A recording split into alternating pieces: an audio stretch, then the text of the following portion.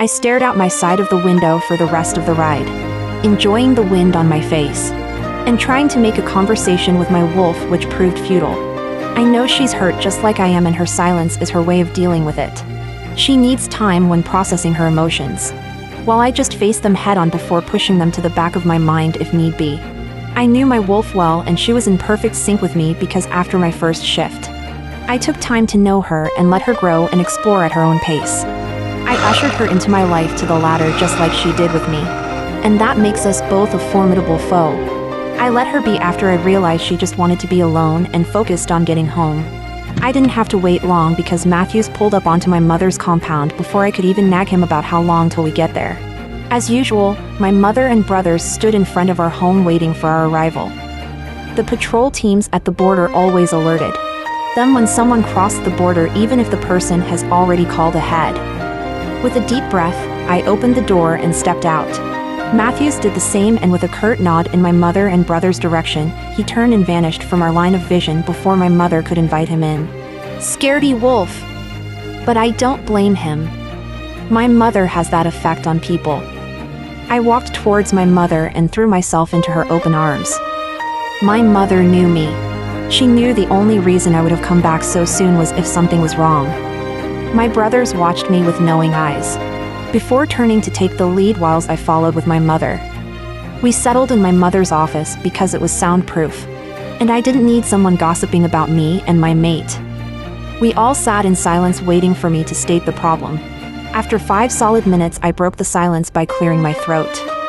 My mate has a lover, I said coldly. After a moment of silence, my mother said harshly, "What the fuck do you mean by he has a lover? You heard me, Mom."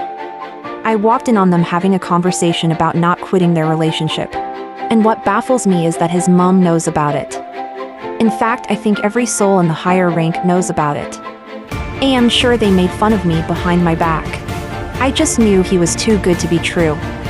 I spat out angrily, "And what are you going to do about this lover of his?" Lucas spat with disgust. "Nothing," I said softly. "What do you mean by nothing?" My mother asked angrily. "I'm not going to fight for something that isn't even mine, Mom. He may be my mate by the moon goddess and fate's order, but he wants another. Should I fight and force my way to his heart? The possibility of him faking his affection for me is 99.9%, and I don't want that. I won't force him to see my worth. But neither am I going to neglect my duties as their Luna. I owe it to the pack and not him. But that doesn't mean I'm not going to call him out on his stupidity. I'm going to teach him the lesson of his life," Chaos said quietly with a pain-laced voice. "That's more like it, little sis."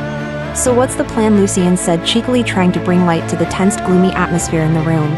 Lucas chuckled at his brother's childish antics before turning to look at their mother, who had a hard look on her face with rage rolling off of her in waves. They had all been there when their mother had threatened the said alpha mate, and he had had the balls to swear to us never to hurt Chaos. But here they were, their little sister back home with her heart broken into pieces. She may act strong and nonchalant, but they knew her enough to know her already cold heart was now as cold as an iceberg on Antarctica. She was cold and emotionally detached from the outside world at a very young age until she shifted, and that was when she started recognizing and getting a hang of some of the emotions a human body was supposed to be accustomed to. Little by little, with the help of her wolf, she progressed, and now that her mate had fucked up, they feared secretly for what might happen to her or what might become of her. Lucas was brought out of his thoughts by Chaos' hard tone as she gave an answer to Lucien's question. "That was why I came here, Luce.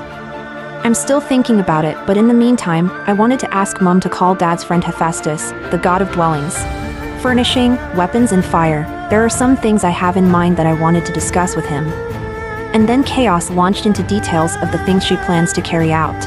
"Oh, that's harsh, sis," Luce teased. "Well, that's the least of his problems, because I'm going to tear into my mate's conscience and torment the living daylights out of him. Make him his own personal hell to enjoy till he knows he messed with the wrong bitch. Fuck. I almost forgot that you were the craziest psychopath amongst the 3 of us," Lucas teased before Chaos could retort back. Their mother questioned in a grave tone, "What about the mating ceremony, the first mating and the full moon mating?" "Well, I guess fate is on my side, or maybe Dad is knocking some sense into him, because for one, I am going to be having my mating ceremony tomorrow, and the full moon is the day after tomorrow. And by the day after tomorrow, Hephaestus will have been done with all the things I want, and then the real fun will begin. What about your children? You know what the full moon does to the females in our family. You are likely to conceive on that very day, honey, their mom questioned again. I'm well aware of that, Mom, but that changes nothing. That child will have my flesh and blood as well as my mate's, and I will not deny him or her the right to know his or her father. The same way I am not denying my new responsibility as Luna. It seems you have everything figured out, and I couldn't be more proud. So I'm going to sit back and try not to intervene, because if I do, I might kill someone. I will let you do your thing, but if you need help, don't hesitate to ask me and your brothers. Okay, Mum, Chaos replied with a small smile on her face. They caught up on a few things in their lives, and then it was time to go.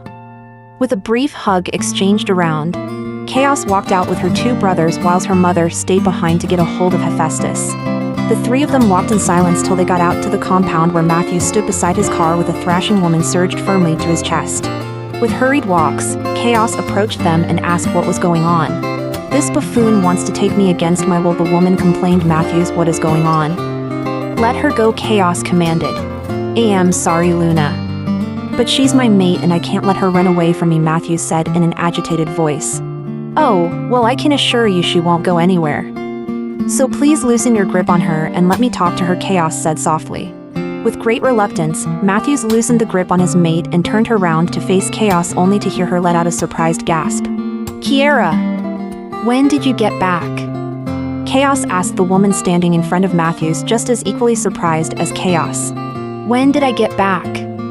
Fuck you, Kay. You see me after 3 good years and you ask me when I came back. Come give your favorite bitch a hug.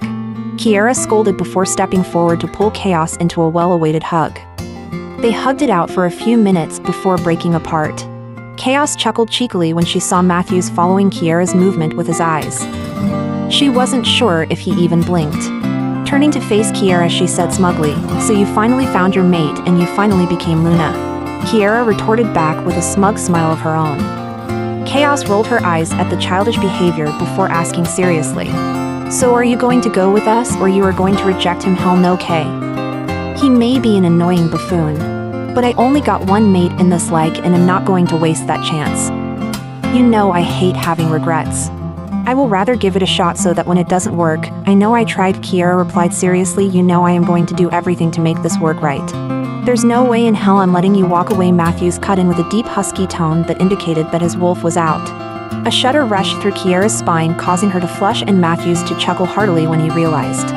Chaos stood and observed in silence, the scene playing out in front of her. She felt like a knife has been driven into her heart, knowing her mate wanted another even after he had found her. She knew she would never know what it felt like to be held and loved by one's mate. She clenched her teeth when she heard Havoc howling in pain. Even though they had both been cheated on, Havoc took the blow the hardest. She may be one of the most dangerous wolves out there, but she always wore her heart on her sleeves in regards to her mate. She had dreamt about finding their mate and living happily ever after, even when she knew life wasn't fair that way. She had allowed herself to have hope. Something Chaos wished she could go back and stop the moment Havoc had started doing that. She felt guilty for the pain her wolf was going through and wished there was something she could do to help her. She didn't care about her own pain because she had buried as much as she could, but Havoc couldn't, and that had rage boiling through her. She was brought out of her thoughts by Kiera shaking her with a worried look on her face. What? Chaos asked in confusion. You were lost in thought with that look on your face, Kay. What happened? Kiera asked knowingly. I will explain when we are away from here. Go get your bags so we can leave. I promise I will explain as soon as we hit the road.